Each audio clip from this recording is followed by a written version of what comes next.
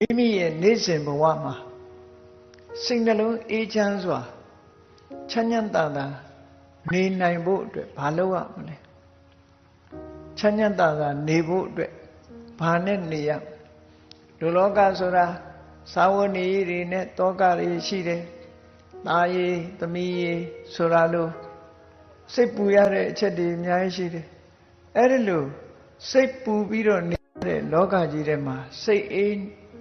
ချမ်းသာစွာဘယ်ပုံနေမလဲလို့ဆိုမြတ်စွာဘုရားရဲ့ခုံကိုအာယုံပြုပြီးတော့နေမယ်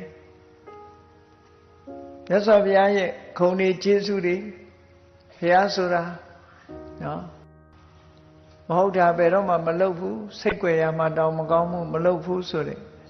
အရဟံဆိုတဲ့ခုံတော်တွေတရားဓမ္မကိုမှန်ကန်ကိုယ်တိုင်သိတယ်ဆိုတဲ့တမ္မာသမ္ဗုဒ္ဓခုံတော်တွေအတိညာနဲ့အကျင့်စရဏဝိဇ္ဇာစရဏနဲ့ပြည့်စုံတယ်ဆိုတဲ့ခုံတော်တွေ